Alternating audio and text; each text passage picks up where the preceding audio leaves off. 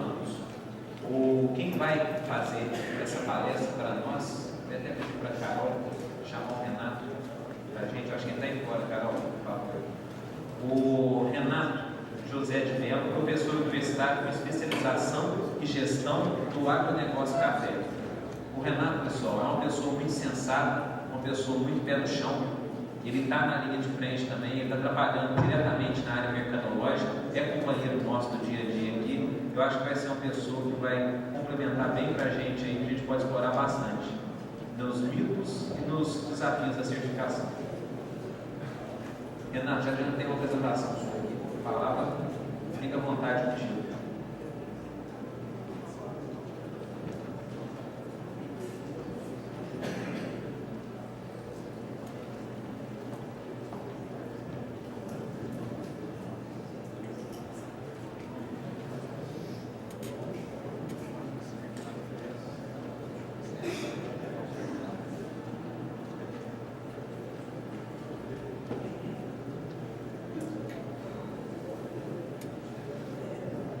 Só colocar a apresentação aqui, no som do notícia.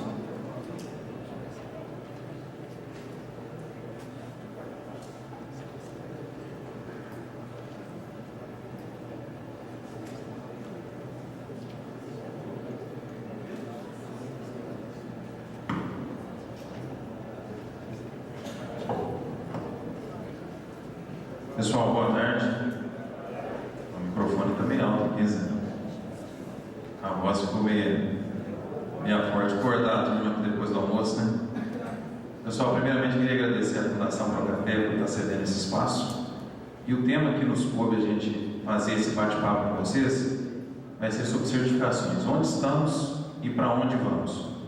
Queria já de antemão destacar o seguinte: eu não sou um profissional especialista em certificação em relação a questões técnicas. O que nós estamos trazendo aqui para vocês é justamente uma reflexão sobre o que o mercado mundial está exigindo em relação à questão da certificação, ok? Então nós vamos fazer uma explanação geral do que o mercado, principalmente o mercado americano e o mercado europeu, está falando e está exigindo em relação aos produtos certificados em nível mundial, ok? Nós vamos, antes da gente começar especificamente no assunto, colocamos uma palavrinha aqui que chama globalização. Nós vivemos num mundo hoje que nós não temos mais fronteiras. Automaticamente, a gente tem que estar atento a tudo que acontece no mundo. O processo de globalização, conforme está projetado aqui, acaba elevando demais a parte da competitividade, e a gente tem que buscar novas tendências, novos modelos, para que a gente possa realmente estar competitivo. As coisas estão acontecendo numa velocidade muito grande. A gente acorda e dorme com muitas alterações no nosso dia a dia. E no agronegócio não tem sido diferente. Então, quais os pontos que a gente vai destacar na apresentação de agora?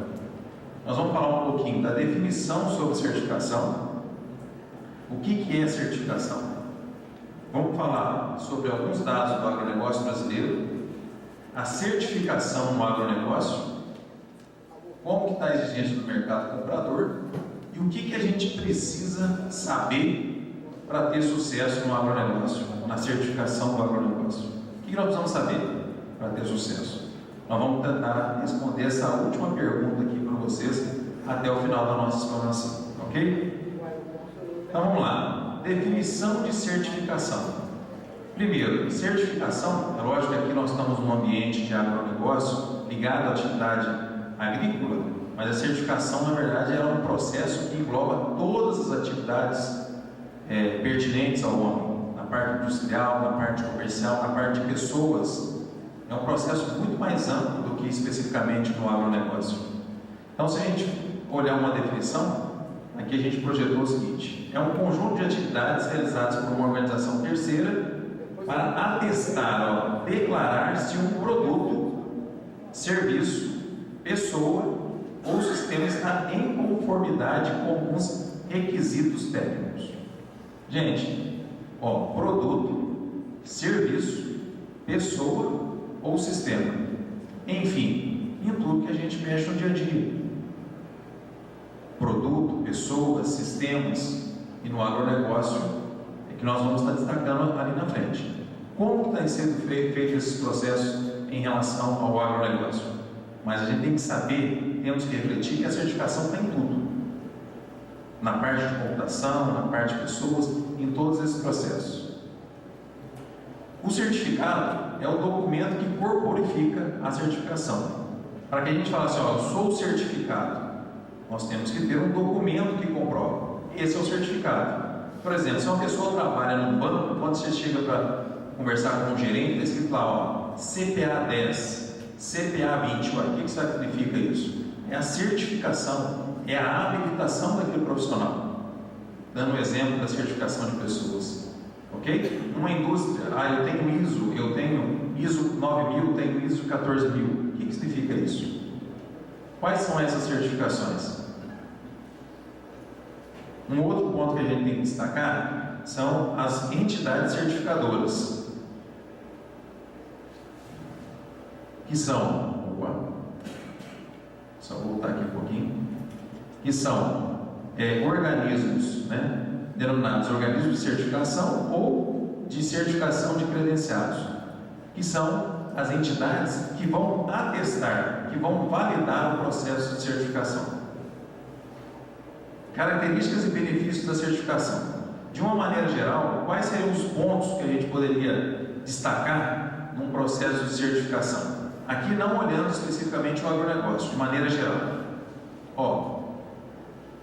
Vantagem competitiva, melhoria da satisfação dos clientes, operação menos burocrática ou redução de perdas, atrair novos investimentos, comunicação interna, melhoria do desempenho do negócio, redução de gastos.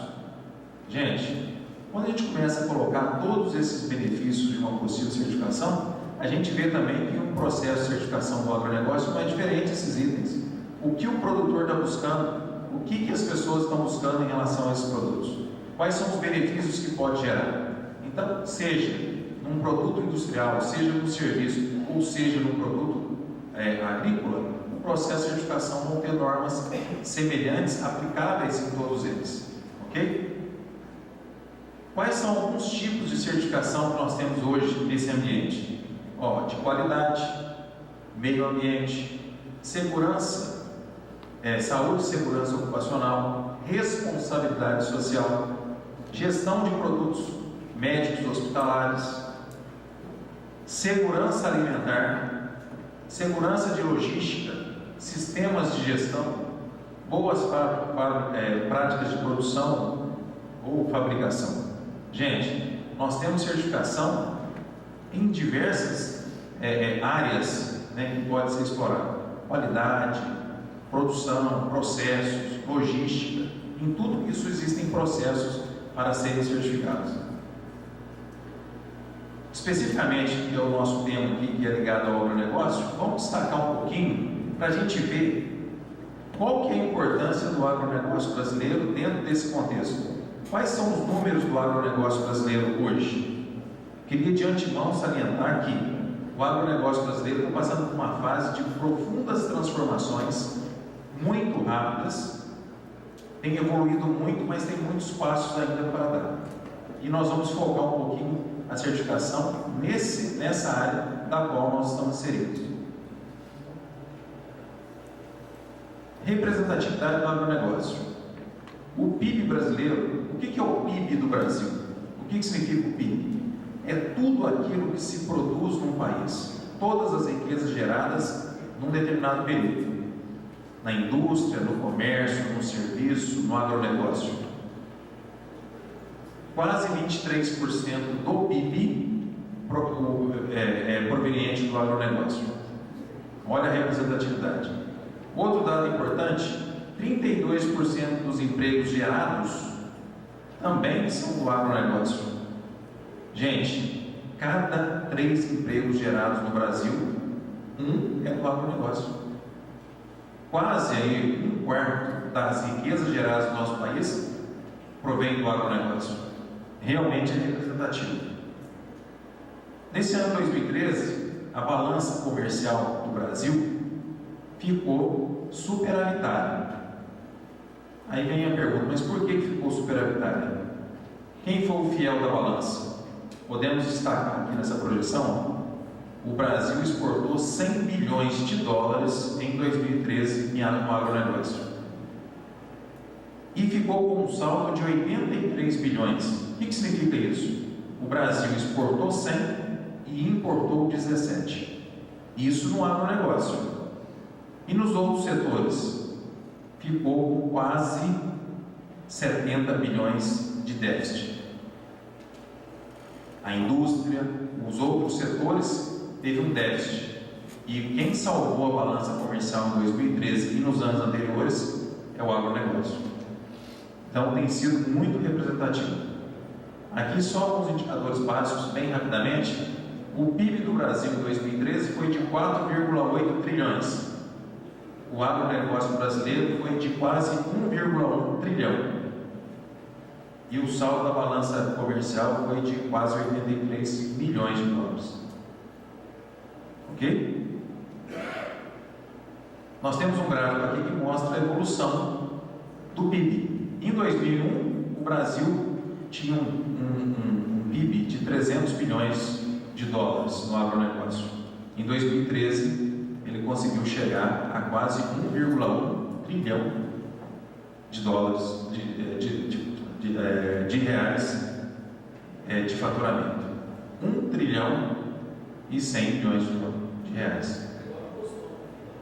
Tá um pouquinho acima, mas o impostômetro ainda tem uma parte boa ainda para você bater o trilhão, ainda tem um tempo bom para crescer. A produção agrícola em 2000 era menos de 100 milhões de toneladas. Nós já estamos atingindo 200 milhões de toneladas. Ok? O Brasil, rapidamente aqui, só citando uns 2 ou 3 itens, é o primeiro produtor de açúcar e o primeiro exportação, sendo 44% de representação no mercado mundial.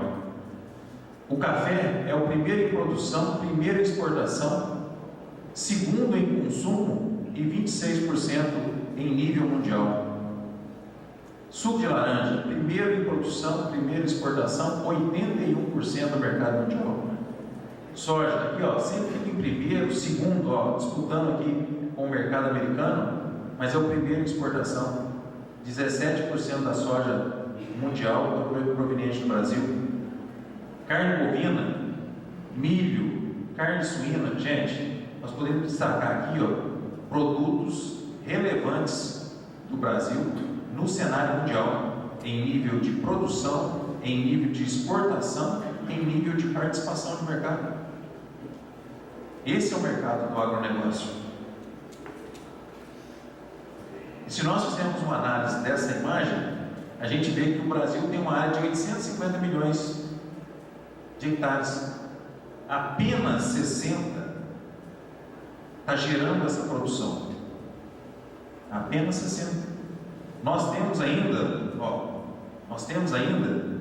100 milhões de hectares disponíveis, sem considerar uma mudança no padrão da pecuária de extensiva para intensiva, para a gente aproveitar um pouco de área ligada à pecuária. Com 60 milhões, nós já temos esses indicadores. Nós temos mais 100 para expandir. Alguns países, destino das nossas exportações. União Europeia é bem relevante. China. Será que esse crescimento da China ele é interessante? A China esse ano de 2014 já está fazendo projeção de consumir quase 20% do agronegócio brasileiro. Gente, a China é apenas um país, mas que tem 1,4 bilhões de pessoas. Essa concentração, será que é saudável? Estados Unidos 7%, Rússia, assim por diante. O que eu quero dizer com isso aqui? Qual que é o nível de exigência da União Europeia? Qual que é o nível de exigência da China, dos Estados Unidos? O que eles estão falando em relação ao produto certificado? Eles consomem muito, mas o que eles estão exigindo? Vamos lá. Agora nós temos algumas perguntas que a gente vai tentar responder até o final da nossa apresentação. Certificação. Ser ou não ser? Vamos fazer aqui uma reflexão. Afinal, será que a certificação realmente é uma necessidade? A gente sempre está perguntando isso, né? Os consumidores estão exigindo de verdade que os produtos sejam certificados? Como é que o mercado tem visto isso? Qual a tendência desse movimento? Podemos confiar nos certificadores? Existe picaretagem nesse segmento? Essas e outras perguntas, gente, sempre persistem em qualquer discussão sobre certificação. Isso é o dia a dia nosso. Mas vamos relembrar aqui o conceito de certificação que a gente projetou no início aqui na nossa apresentação. É um instrumento de mercado que procura oferecer garantias a respeito da qualidade de um produto ou de um processo produtivo. Instrumento de mercado que procura oferecer garantias a respeito da qualidade de um produto ou de um processo produtivo. Essa é a definição da certificação, um pouco mais ligada aqui à questão do agronegócio. Mas será que a certificação é só isso? Melhoria da qualidade, de processos, garantia disso? Será que a certificação trabalha a diferenciação de produtos, de produtores? Opa, está vivo aqui. Perante os consumidores? Será que os produtos certificados hoje realmente têm um diferencial? Como que o mercado está absorvendo isso? Como que ele enxerga isso? Vamos ver alguns indicadores um pouquinho para frente. Qual que é o objetivo da certificação no primeiro momento? Agregação de valor. A gente conseguir fazer com que o nosso produto ele possa realmente ter um diferencial de preço para que possamos ter condições de atender às exigências, porque certificação custa, não é de graça. Isso, o que eu estou aumentando o meu custo, será que realmente é viável para que eu possa ter um diferencial? O que eu conseguir nesse produto, eu vou conseguir custear aquelas exigências e ainda ter um resultado na atividade? Nós temos que fazer uma conta, por quê? Porque senão a pessoa não vai fazer, até porque não é obrigatório. Se não é compulsório, automaticamente a gente tem que ter o quê? Atrativos para que a pessoa possa entrar nesse processo e participar desse processo. Gente, a certificação no agronegócio ela já vem de bastante tempo, principalmente na Europa, através de vinhos, carnes, presunto. Esse é um processo que já vem de bastante tempo e isso é uma questão da cultura deles, de fazer processos com garantia, com processos com certificação.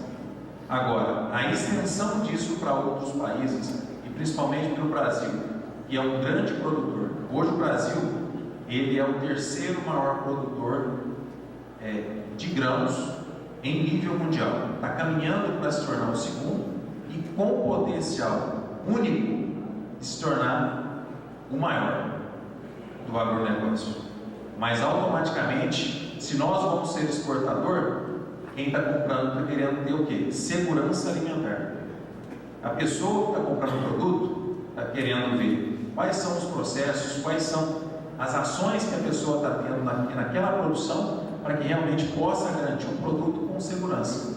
Esse é um dos principais quesitos que a União Europeia e os Estados Unidos está fazendo em relação aos produtos em nível mundial. Agora, por que a gente tem que destacar do Brasil?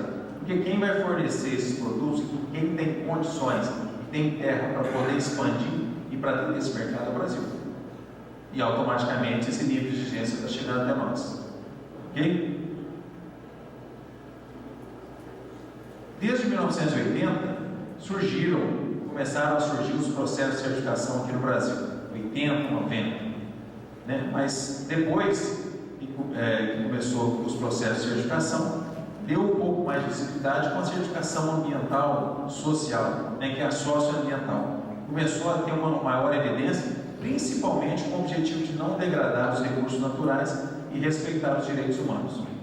A questão do socialmente correto, o processo de sustentabilidade, começou a ganhar uma evidência nesse processo. As primeiras certificações no Brasil, né, foram de cacau, madeira, café, mas hoje já está muito mais evoluído. Tem cana-de-açúcar, pecuária, pesca, laranja e muitos outros setores. Mas tem muito setor ainda que não está evoluído. Por exemplo, podemos citar milho, ainda é um processo em evolução. Existem produtos importantes na cadeia produtiva do Brasil que não tem processo de certificação no Brasil. Apesar de ter evoluído significativamente, ainda tem muito para evoluir nesses pontos. Gente, custa dinheiro. Não tem nada de graça na vida. É lógico que um processo de certificação tem um custo que tem que ser avaliado, tem que ser medido para o quê? Para ver a viabilidade. Será o que eu estou investindo, eu realmente vou ter o retorno daquele montante? Será que a certificação realmente vai me agregar? Ou vão ter outros pontos, como gestão, entre outros, que vai fazer com que ainda se torne viável? E a questão da agregação, está garantido? Fez a certificação, agregou valor? Nós não podemos garantir isso. E os processos de certificação, que a gente pode adiantar é o seguinte: tem crescido de maneira bastante expressiva. E à medida que vai aumentando o volume de produtos certificados, automaticamente isso não se torna mais diferencial, se torna o padrão do mercado. Tornando o padrão de mercado, quem não tiver certificado automaticamente vai estar recebendo menos por isso. E o processo está caminhando de uma maneira bastante acelerada em algumas áreas para poder fazer as certificações. Então nós temos que ficar muito atentos, porque esse é um caminho sem volta. Os principais mercados consumidores estão exigindo, aprovou uma legislação bastante rígida em relação a isso, e quem deixar para a última hora para acordar, para buscar isso, com certeza vai chegar um pouco tarde. Vai ficar fora desse mercado, pelo menos momentaneamente. É o que a gente enxerga nisso. Gente, outros pontos da certificação que a gente queria destacar. Aí vem a pergunta: mas será que a certificação não é uma panaceia? O que seria essa panaceia? Sabe que é um remédio para tudo? Para todos os problemas? Claro que não. Mas, além de qualificar o produtor, ajuda na melhora da gestão. Eu estou vendo aqui o pessoal da matéria aqui, tem que ter um trabalho bastante sério na parte de certificar Minas, e o pessoal, a primeira pergunta que chega para o técnico é: o que eu vou ganhar com isso? O que eu vou vender a mais na minha produção? É a primeira pergunta. Existem outros quesitos que nós temos que responder primeiro. Melhorar a gestão, organização, planejamento, melhor uso dos insumos, tentar reduzir os custos. Gente, existem muitos produtores, eu trabalho em uma cooperativa de pequenos produtores, que dificilmente quer fazer uma análise de solo. Eu vou aplicar 25-20, 20-0-20. Vamos dizer, não, eu sempre apliquei esse produto, sem qualquer avaliação. Será que a pessoa não está jogando dinheiro fora? Às vezes nem é necessário aplicar uma formulação dessa, você pode aplicar uma formulação mais simples e automaticamente tem uma economia. Então, a pessoa tem que mudar a mentalidade para quê? Para começar a receber essa orientação. E esse é um processo, gente, diário, de conquista, porque isso não é simples. Mudar as atitudes, o pensamento das pessoas, isso é realmente com o tempo. As pessoas não mudam da noite para o dia. É um processo de transformação que a gente tem que estar buscando sempre um processo de educação permanente para que ele possa realmente começar a mudar, começar a refletir sobre essa necessidade de mudança. Ok? Outros pontos que a gente queria comentar é em relação à questão da credibilidade. Essa é uma questão que implica, uma maior reflexão. Será que todos os organismos certificadores realmente têm credibilidade?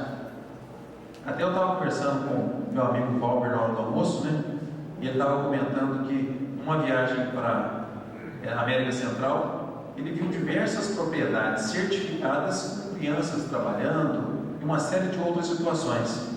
Aí vem a pergunta: lá na gôndola do supermercado na Europa, nos Estados Unidos, ele vai ter a certificação, o mesmo selo do produto que veio do Brasil. Só que a legislação trabalhista naquele país, a legislação ambiental, é muito mais branda do que a legislação do Brasil. A legislação do Brasil é uma das mais exigentes em nível mundial, seja na área ambiental, seja na área empregatícia. Então, o que acontece? Acaba tendo dois pesos, duas medidas. Pessoas que têm certificação que não cumprem nada disso. Não é que ele não está cumprindo, ele está cumprindo o que a legislação daquele país determina. E é muito mais branda. Então, acaba tendo uma desigualdade muito grande de um produto brasileiro que está na prateleira do mercado americano, em detrimento de um da América Latina. Por quê? Os níveis de exigências são diferentes. É uma coisa que nós temos que brigar. Por quê? Porque a certificação sempre fala para você, não, eu tenho que cumprir o que a legislação do país determina. Ok, mas se o outro país não tem legislação, não exige nada, então o produto vai ser certificado? Só por isso? Como é que a gente fica numa situação dessa? Certificadoras brasileiras, conforme eu havia comentado, esse processo de credibilidade e de posicionamento acaba ficando um pouco neutro. Por quê? Grande parte das certificadoras são internacionais, que vêm com as suas regras engessadas e ficam, vamos dizer, impondo aquela situação no mercado brasileiro. Nós temos aqui a matéria que tem um processo de certifica Minas, é um produto brasileiro. Agora, os que vêm de fora, vêm com uma posição muito engessada, vêm uma posição, vamos dizer assim, quer chegar e não conhecer a nossa realidade e implementar aquela situação. E qual que é a nossa reação? Nós temos que ficar passivos numa situação dessa? Eu acho que é um ponto de reflexão. Nós temos que analisar esses pontos. Não quer dizer que nós não queremos cumprir a legislação ambiental e trabalhista, mas que tenha que ter um equilíbrio nesse processo, porque realmente é muito difícil essa desigualdade. Outro ponto que a gente queria destacar, até esse comentário que eu projetei para vocês agora, foi um comentário do Roberto Rodrigues, ex-ministro da Agricultura brasileira. Ele colocou o seguinte, uma publicação que ele fez em abril de 2013, certificação é uma tendência, mas temos que inserir os nossos modelos nos padrões globais, sem engolir regras que sejam impostas de fora para dentro. Devemos criar sistemas de certificação que apliquem a nossa realidade. Esse é um ponto fundamental. Por quê? Porque é muito fácil os Estados Unidos, a Europa, determinar as coisas e chegar no Brasil e goela abaixo. Se nós observarmos o nível de preservação que a União Europeia tem nas florestas, ela é infinitamente menor do que o do Brasil. E os níveis de exigência para o Brasil é muito maior do que para eles. Por quê? Eles já acabaram com tudo na parte ambiental e vai exigir de nós que nós cumpramos cada dia níveis de exigência mais elevados nesse processo. Eu acho que é o seguinte, eu não estou falando aqui que nós temos que mudar tudo, nada disso, mas nós temos que ter o equilíbrio, mas nós temos que ter o bom senso para saber aquilo que é cabível. Ninguém aqui que são produtores ou são técnicos vão querer que as pessoas destruam suas reservas para a questão de nascentes. Ninguém é louco, todo mundo sabe que isso é extremamente necessário, mas tudo tem que ter um equilíbrio, tem que ter o bom senso, ok? Treinar e capacitação podem acelerar o processo de certificação? Gente, eu acho que o processo de treinamento e capacitação não é na certificação, é em tudo. Na verdade é o seguinte, o treinamento é uma coisa que está constante. O que o pessoal daqui hoje está fazendo aqui? Está fazendo o quê? Um treinamento, uma atualização, uma discussão, debatendo questões. E não é diferente do processo de certificação. Por quê? Porque é um processo de educação. E educação não se muda da noite para o dia. Você tem que treinar hoje, treinar amanhã, treinar depois de amanhã, e isso tem que ser uma constante. E principalmente, aqui eu falo porque nós estamos trabalhando no processo de certificação em parceria com a Mater e com outras certificadoras, e a gente percebe que o envolvimento da mulher e dos filhos são fatores determinantes, muito importantes para que o processo de certificação evolua. Por quê? A pessoa que sempre fez um processo de uma determinada maneira, você chegar e pedir que mude aquele processo, não é uma coisa fácil de assimilar e de aceitar. A mulher e os filhos, via de regra, têm tido, na nossa observação, um aceite muito melhor em relação a esse processo de mudança que o mercado está exigindo. A gente observa isso. Mas, e os pequenos e os médios? A gente sempre teve uma visão seguinte: certificação são para os grandes, e os pequenos e médios? Eu tenho uma visão sobre isso, que hoje a certificação é para todos. Hoje já existem certificações em grupo, né? Outros métodos, existem empresas apoiando o processo de certificação. Aí vem a pergunta: Renato, mas isso não é de graça? Não é de graça mesmo não. Eles estão antecipando e apoiando isso, porque a legislação americana já mudou, os níveis de exigência já vai ser agora a partir do final de 2014, e eles têm por obrigação fazer esse trabalho. Nós vamos comentar daqui a pouco sobre isso, sobre as exigências do mercado. Então, para os pequenos e médios, também se torna uma coisa possível. Até eu trouxe um cálculo da Fundação Getúlio Vargas, que eu vou mostrar lá nos slides da frente, que mostra qual seria um ponto de equilíbrio para ser viável uma certificação na área do café em nível Brasil, segundo os estudos deles. Ok? Segundo a Fundação Getúlio Vargas, um produtor, né, de cultura de café que consiga R$10 de prêmio na valorização do seu produto e tem uma produção anual de 700 sacas, já atinge um ponto de equilíbrio. Área de 35 hectares com uma média de 20 sacas por hectare, vamos fazer uma produção dentro da média brasileira, até um pouquinho para baixo, como forma de conservação. Assim, até os pequenos produtores conseguem recuperar os custos de certificação já no primeiro ano. Gente, a nossa região é uma região de pequenos produtores.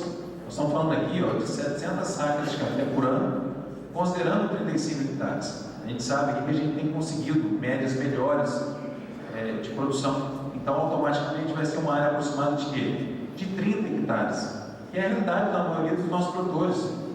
Então, é possível, matematicamente, com que a pessoa vai investir, em um ano ele consegue já tirar aquele investimento. Então, é viável economicamente. E nós temos organismos aí estaduais que fazem o processo de certificação praticamente sem nenhum custo para o produtor. Gente, aí a pessoa chega e fala assim: mas certificar menos eu não consigo vender o meu café um pouco melhor. Gente, a preparação das certificaminas para o processo de gestão e organização de processos de produção ajuda e muito para isso. Inclusive, a Emater fez uma parceria com a UTS, que quem está automaticamente na Emater já entra no primeiro ano da certificação da UTS. E nós estamos conseguindo isso com um grupo de pequenos produtores que estão entrando nesse processo de certificação. Então, o governo também, de alguma forma, tem apoiado isso, e a Emater faz convênios com cooperativas, com o corpo técnico, para poder qualificar esse pessoal, para que eles possam fazer o processo de disseminação, porque também atender todo mundo eles não dão conta. Mas eles conseguem treinar o corpo técnico para que possa acontecer essa disseminação através de convênios. Então, se torna possível. Outro ponto que a gente gostaria de passar bem rapidamente: como certificar? Vamos colocar aqui, bem resumidamente, alguns passos aqui, só para a gente ter uma noção bem geral sobre isso.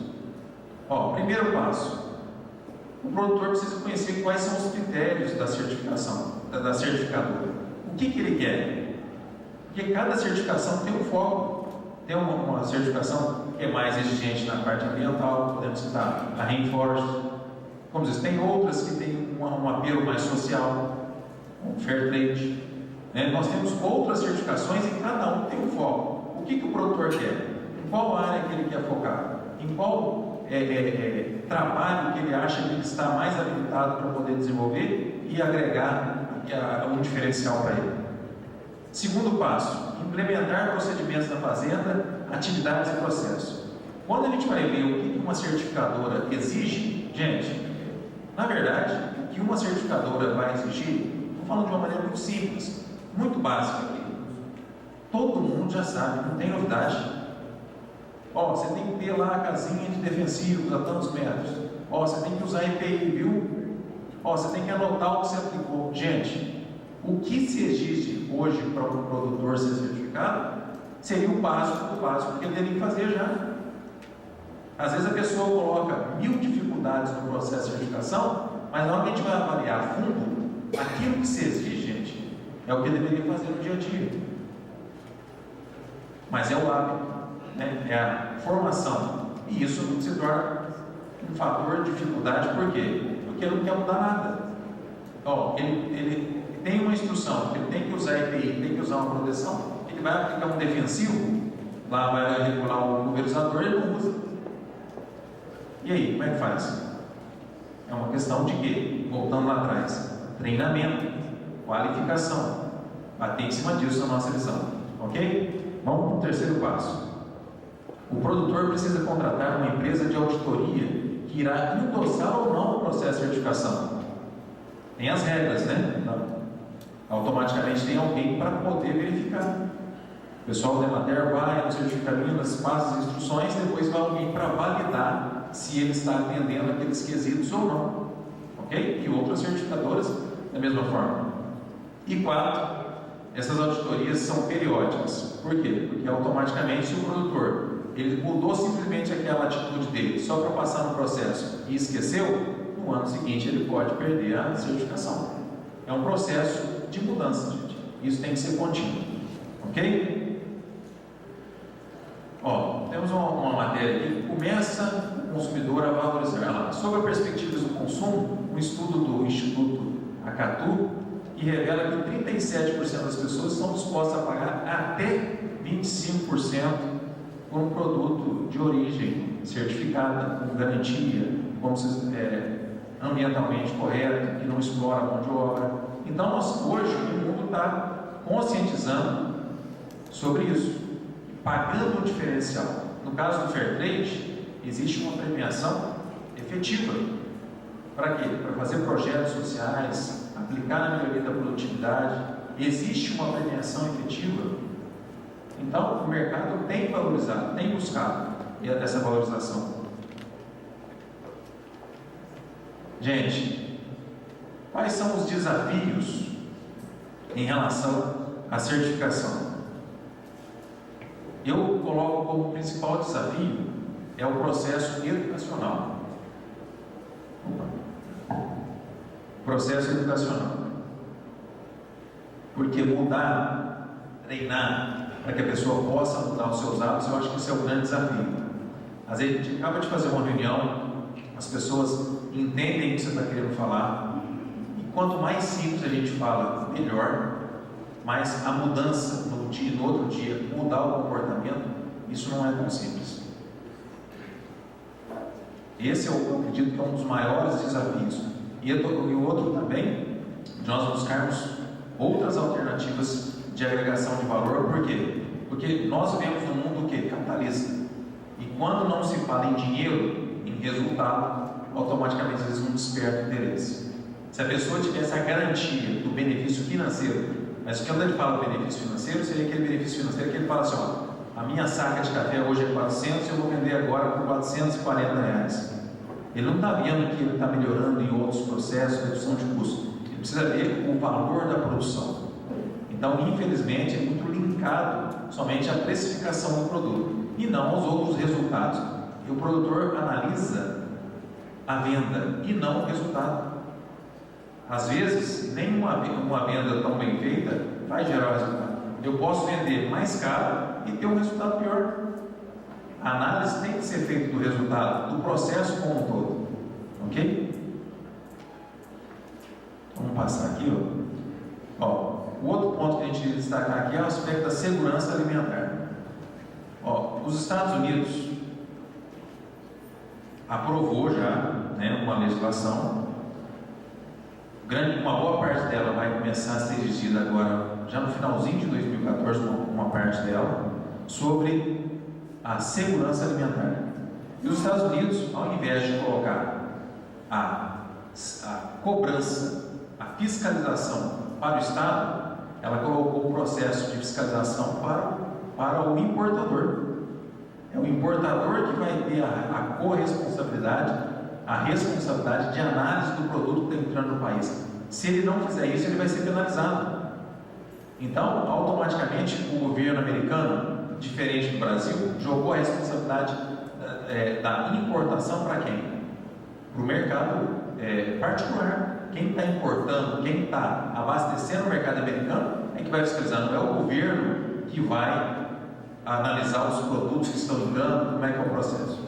Não. Quem estiver importando tem regras para cumprir e qualificar, de monitorar, de fazer uma série de exigências dos produtos que estão entrando. Então, o importador, hoje, é que vai ser fiscalizado. Automaticamente, esse importador vai vir na origem para quê? Para fazer todas as exigências que o mercado americano está fazendo. Vamos ver algumas delas.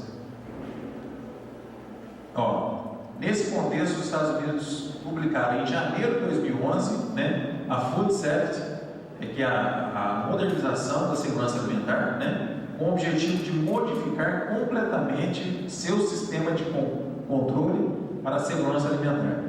Antes disso, a responsabilidade ficava muito para o governo. Após isso aí, passou para quem? Para quem movimenta os produtos, para quem importa os produtos, ou para quem produz os produtos, tanto de produção quanto de importação, ok? Com base na autoridade sanitária americana, pretende dividir o encargo da fiscalização com produtores e importadores, além de delegar parte de suas atribuições para controle de terceiros. Gente, vai funcionar. Por quê? No Brasil acaba ficando os órgãos públicos, que geralmente não tem tanta estrutura para poder fiscalizar. Quando você passa para a iniciativa privada e põe penalidades pelo não cumprimento, o negócio vai acontecer. Vai acontecer. E nós temos que estar preparados para isso. Assim sendo, alguns pontos, gostaria de destacar isso aqui, que isso aqui é importante. Alguns pontos chamam a atenção por ser o potencial violador da OMC, da Organização Mundial de Comércio. Vamos ficar atentos a esses pontos aqui. Primeiro, caso alguma propriedade produtora no Brasil recuse-se a receber os representantes americanos para verificação em loco, suas exportações poderão ser impedidas de acessar o mercado americano. Isso está nas discussões. Vamos para o segundo. A priori, a medida que já está em vigor parece ser contrária ao princípio de embasamento científico das restrições às importações. O que eu acho engraçado isso aqui é o seguinte: se existe um processo de certificação, por que não tem validade para eles? Por que eles querem vir aqui em loco fazer a verificação? Nós citamos uma palavra lá atrás, credibilidade. Se está certificado, automaticamente tem que valer em qualquer parte do mundo. Eles não, eu vou lá verificar. Se você não deixar que eu faça isso, automaticamente eu não vou fazer esse processo de importação. Segundo, diversos novos encargos serão criados para a empresa americana que pretenda importar alimentos, passando o importador a ser responsável por aferir potenciais perigos na cadeia produtiva do alimento, inclusive devendo, em alguns casos, efetuar auditorias nas propriedades dos seus fornecedores estrangeiros. Vamos para outro ponto.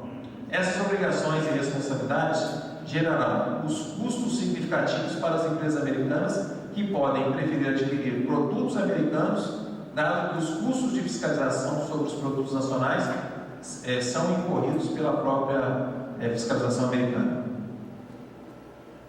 A participação e supervisão ativa do setor do agronegócio brasileiro são indispensáveis para evitar que a implementação dessa legislação americana inviabilize o acesso dos produtos brasileiros ao mercado americano. O que nós estamos fazendo? Isso foi publicado em 2011. O que efetivamente nós estamos fazendo de lá para cá para que nós possamos não sofrer as sanções e as imposições que o mercado americano está fazendo em relação aos produtos, não só brasileiros, mas em nível mundial? O que nós estamos fazendo? Isso foi publicado lá atrás. Será que nós tomamos alguma medida para poder estarmos participando ou discutindo isso de uma maneira mais abrangente? Gente, União Europeia. não diferente dos Estados Unidos, a União Europeia, principalmente, nós tivemos um caso recente agora, ali a carne de cavalo, né, na Europa, ali, problemas em relação a alimentos, uma série de outras questões. O ponto principal da União Europeia é rastreabilidade alimentar. Nós temos processos de rastreabilidade, e isso, com certeza, qualquer processo de certificação vai exigir que isso tenha. Esse é um ponto crucial em relação à União Europeia. Do americano, um pouco até mais pesado, uma fiscalização em loco. Já a europeia, mais de rastreabilidade, estão nos processos de certificação. Gente, por que a gente citou essas duas frentes, americana e europeia? Por quê? Porque, gente, são os maiores mercados consumidores mundiais. Juntando a União Europeia e mercado americano, isso corresponde a quase 50% daquilo que se consome em todo o mundo. Apenas duas siglas que nós estamos citando. E são os mercados principais que o Brasil exporta. Então tem que ficar atento. Gente, vamos passar esses tópicos aqui, Aí eu comentei no início da apresentação nossa que a gente ia comentar sobre qual que é o segredo do sucesso, né? Para se ter sucesso. Eu gostaria de contar uma historinha para vocês para a gente encerrar a nossa apresentação. Seja no processo de certificação, seja em qualquer outra coisa da nossa vida. Esses dias para trás, eu estava assistindo uma palestra em Campinas de um professor que chama Mário Sérgio Cortella. Eu estou citando ele porque essa historinha eu escutei e eu gostaria de replicar ela para vocês, porque, pelo menos para mim, eu achei muito interessante. O professor Mário Sérgio Cortella, ele é filósofo, teólogo, professor renomado, escritor de livros, comentarista de diversos programas, um cara bem sucedido. E ele contou uma historinha para a gente da seguinte forma, gostaria que vocês prestassem atenção nessa historinha, por favor. Ele comentou o seguinte: há anos atrás, ele tinha um filho de 15 anos, tinha um filho de 14 anos e tinha um filho de 4 anos. Aí, um belo dia, o filho dele de 4 anos falou assim: papai, eu queria que o senhor me falasse para mim o que eu preciso saber para ser bem sucedido, para eu ter sucesso na minha vida. Ele viu o papai dele, né, na mídia, na televisão e tudo mais, fez essa pergunta para o pai dele. E o pai dele respondeu assim para ele: meu filho, quando você completar 14 anos, eu conto para você. Gente, aquilo foi uma angústia para o filho, porque ele tinha 4 anos e tinha que esperar todo aquele tempo para que o pai dele pudesse contar isso para ele. Ele precisava saber para ser bem sucedido e ter sucesso. E o tempo foi se passando, né, foi se passando os anos. Quando ele completou 8 anos, ele falou: pai, conta para mim. Não, meu filho, só quando você completar 14 anos. Quando completou 10, perguntou de novo: o pai, não. Meu filho, não precisa nem tentar, só quando você completar 14 anos. Um belo dia, no dia 14 de fevereiro, ele chegou e bateu na porta do quarto, entrou, falou: papai, hoje é dia 14 de fevereiro. Aí o Mário Sérgio virou para ele e falou assim: pai, meu filho, que você tenha um bom dia, apesar de ser 1h30 da manhã. Não, pai, hoje é meu aniversário. Aí ele respondeu assim: meu filho, que você tenha muita saúde, que você seja uma pessoa próspera. Não, pai, é que você prometeu para mim que quando eu completasse 14 anos, você ia contar para mim o que eu preciso saber para ser bem sucedido, ter sucesso na vida. Meu filho, eu prometi isso para você? Prometeu. Eu tinha 4 anos na época que você prometeu.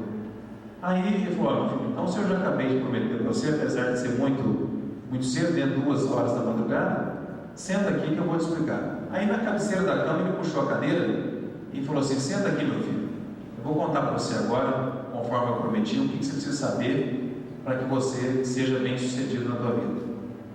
E o Mário Sérgio é uma pessoa muito calma, né? Pensou: meu filho, eu gostaria que você prestasse bastante atenção, abrisse a sua mente para você entender o que eu estou dizendo. Ele já virou: pai, pelo amor de Deus, conta para mim logo, que eu não aguento mais esperar. Estou esperando faz 10 anos já que estou esperando o senhor responder. Não, meu filho, calma, mas eu vou falar para você, mas eu gostaria que você prestasse atenção e abrisse a sua mente para você entender o que eu estou querendo dizer para você. Beleza, então conta, pai, pelo amor de Deus. Aí o Mário Sérgio virou para ele e falou: então, vou contar para você agora. Meu filho, a única coisa que você precisa saber na tua vida para que você seja bem sucedido, você precisa saber que vaca não dá leite. Aí o filho parou, falou assim: pai, peraí, como é que é? Vaca não dá leite? É isso que eu preciso saber? Meu filho, a única coisa que você precisa saber é que vaca não dá leite. Aí o menino, muito decepcionado, virou para o pai e falou: pai, é uma decepção muito grande, porque eu estou esperando faz 10 anos para você contar para mim o que eu preciso saber para ser bem sucedido. O senhor vem falar para mim que vaca não dá leite, é isso que eu preciso saber? Meu filho, eu vou te contar pela segunda vez, para você entender o que eu estou querendo dizer, mas abre a sua mente. Aí ele virou e falou para o filho dele: meu filho, a única coisa que você precisa saber na tua vida para que você seja bem sucedido, você precisa saber que vaca não dá leite. Aí ele virou para o pai e falou: pai, é uma decepção muito grande eu escutar isso do senhor, esperando 10 anos para o senhor falar uma baboseira dessa para mim. Aí pela terceira e última vez, o Mário Sérgio falou: meu filho, você não está abrindo a sua mente para pensar de uma maneira diferente. Eu vou falar pela última vez. Meu filho, você precisa saber que vaca não dá leite.